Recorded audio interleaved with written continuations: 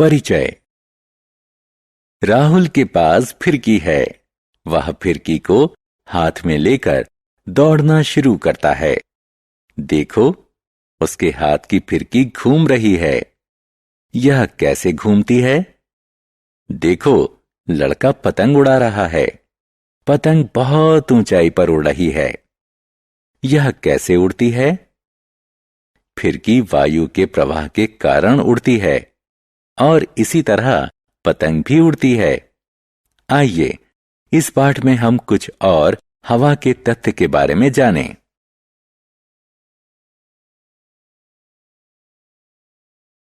उद्देश्य। इस पाठ के अंत में आप निम्न करने में सक्षम हो जाएंगे: वायु को परिभाषित करना, वायु के विभिन्न घटकों की व्याख्या करना, वायु के गुणधर्म एवं उपयोगों के बारे में जानना, एक मिश्रण के रूप में वायु की व्याख्या करना।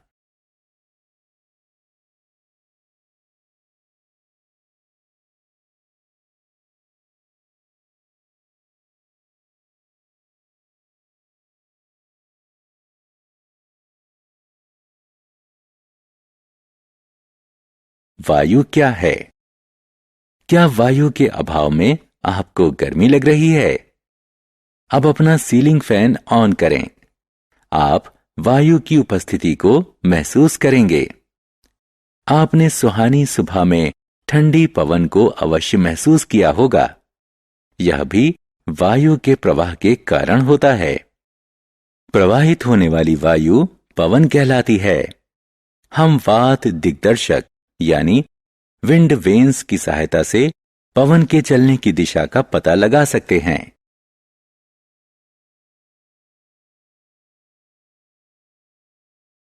वायु के गुणधर्म। वायु रंगहीन होती है और हम इसके भीतर से प्रत्येक चीज को देख सकते हैं। यह गंधहीन एवं स्वादहीन होती है। यह स्थान घेरती है। यह समझने के लिए एक कांच का बाउल लें और इसे सीधे पानी में डुबाएं। देखें, बाउल में पानी प्रवेश ना करे। अब बाउल को धीरे धीरे घुमाएं। देखिए, बाउल से वायु के बुलबुले निकल रहे हैं। धीरे धीरे पानी बाउल में प्रवेश कर रहा है। तो आप देख सकते हैं कि बाउल खाली नहीं था। जो वायु बाउल में थी वह बाहर निकल रही है। इससे पता चलता है कि वायु स्थान घेरती है। एक एयर पिलो यानी एक प्रकार का तकिया जिसमें वायु भरी जाती है। इसमें वायु भरें। आप क्या देखते हैं? इसका आकार बढ़ रहा है।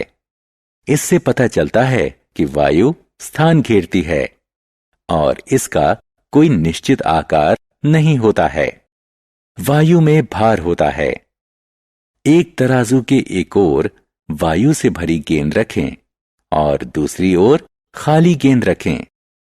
आप देखेंगे कि खाली गेंद वाला तराजू ऊपर जा रहा है, जो यह दर्शाता है कि खाली गेंद वायु से भरी हुई गेंद से हल्की है।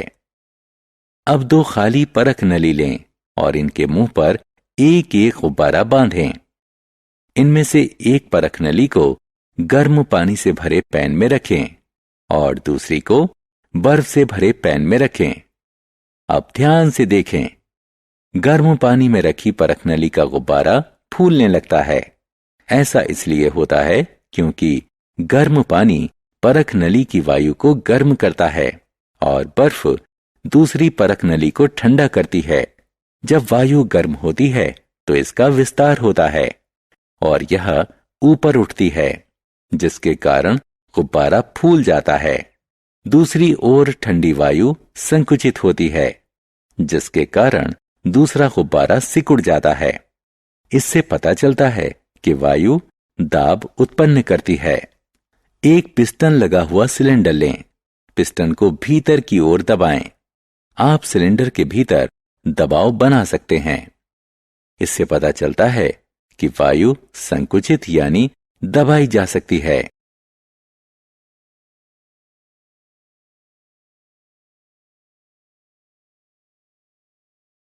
वायु का सम्मिश्रण। वायु किस चीज से बनी है? वायु नाइट्रोजन, ऑक्सीजन, कार्बन डाइऑक्साइड और अन्य दुर्लभ गैसों से बनी है। आप इस तालिका में देख सकते हैं कि वायुमंडल में सबसे ज्यादा नाइट्रोजन का हिस्सा है, उसके बाद ऑक्सीजन, उसके बाद कुछ दुर्लभ गैसों का हिस्सा है और सबसे कम हिस्सा कार्बन डाइऑक्साइड का है। जल वाष्प, धुआं और धूल की उपस्थिति बहुत कम मात्रा में है। तो इस तरह आप देख सकते हैं कि वायु विभिन्न गैसों का मिश्रण है।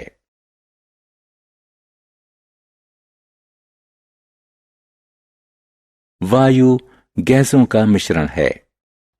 जब आप फ्रिज से पानी की बोतल निकालते हैं तो बोतल की बाहरी सतह पर पानी की कुछ बूंदें दिखाई देती हैं। ये पानी की बूंदें कहां से आती हैं? क्या बोतल से पानी का रिसाव हो रहा है? नहीं, ऐसा नहीं है। वायु में उपस्थित जलवाष्प बोतल की ठंडी सतह के संपर्क में आकर फिर से द्रव में बदल रही है। इससे वायु में जल वाष्प की उपस्थिति का पता चलता है। अब एक परख नली में चूने का पानी लें। इस विलयन में सिरिंज के माध्यम से कुछ वायु प्रवाहित करें। आप देख सकते हैं कि चूने का पानी दूधिया हो जाता है।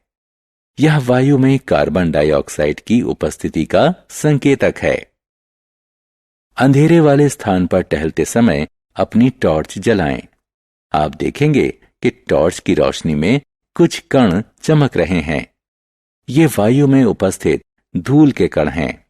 ये सभी क्रियाकलाप हमें इस निष्कर्ष पर पहुंचाते हैं कि वायु गैसों और धूल के कणों का मिश्रण है।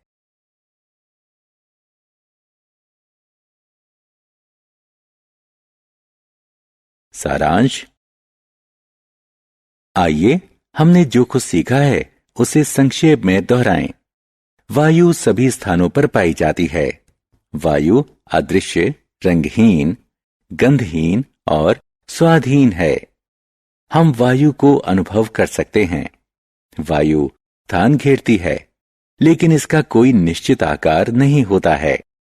वायु में भार होता है, इसे दबाया जा सकता है और यह दाब उत्पन्न करती है। वायु नाइट्रोजन, ऑक्सीजन, कार्बन डाइऑक्साइड, जल वाष्प और कुछ अन्य गैसों का मिश्रण होती है। वायु में धुएं और धूल के कण भी उपस्थित होते हैं। ऑक्सीजन जलाने में सहायक होती है और यह समस्त जीवों के लिए आवश्यक होती है।